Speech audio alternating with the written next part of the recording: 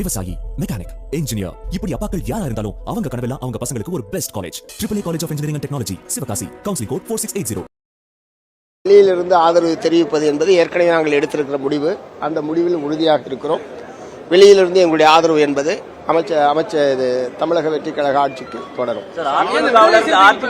அமைச்சரவை கிடைக்கும் சொல்லும்போது நீங்க ஆதரவு வாபஸ் பெறும் சொல்லியிருந்தீங்க. அப்ப இப்ப கொடுக்கல, இப்ப அந்த அமைச்சரவை கொடுக்கல அதிமுக.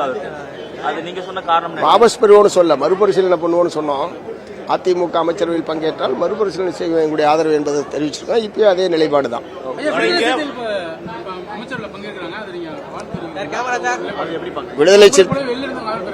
விடுதலை சிறுத்தைகள் கட்சி, இந்திய யூனியன் முஸ்லீம் லீக் இரண்டுமே அமைச்சரவையில் பங்கேற்கும் என்கிற முழுமையான நம்பிக்கை என்பது இருக்கிறது. நிச்சயமாக அவர்கள் பங்கேற்பார்கள் என்று நான் நம்புகிறேன்.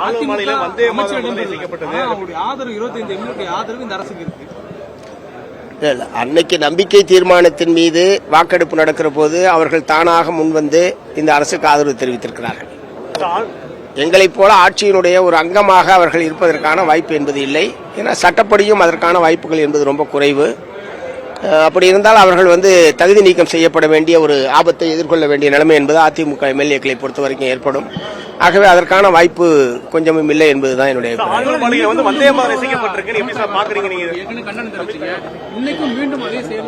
அதை இப்ப கேட்டோம். நாங்கள் முதலமைச்சர்கிட்ட கேட்டோம். இந்த வந்தே மாதரம், அப்புறம் தேசிய கீதம், அதற்கப்புறம் தமிழ் தாய் வாழ்த்து என்பது சமமாக இப்ப முதலமைச்சர்கிட்ட கேட்டோம். ஆளுநர் பங்கேற்கிற நிகழ்ச்சிகளில் மட்டும் இத்தகைய நடைமுறையைத்தான் பின்பற்ற வேண்டும் என்று மத்திய அரசாங்கத்தினுடைய ஒரு உத்தரவு. அதை மாற்ற வேண்டும் என்பதற்கான முயற்சிகளை ஆளுநரோடு பேசி நாங்கள் மேற்கொண்டோம்.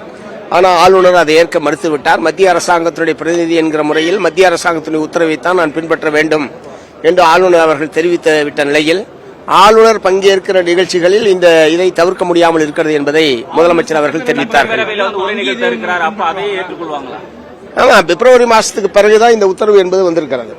அங்கே ஏற்றுக்குவாங்களா இல்லையான்னு தெரியல. முதலமைச்சர் அவர்கள் எங்களிடத்தில் தெரிவித்தது ஆளுநர் பங்கேற்கக்கூடிய நிகழ்ச்சிகளில் இந்த வரிசை அடிப்படையில் தான் என்று அவர்கள் ஏற்கனவே மத்திய அரசாங்கத்தின் உத்தரவு அப்படி இருக்கிற காரணத்தினால் அதை மாற்ற முடியாது என்று ஆளுநர் தெரிவிக்கிறார்.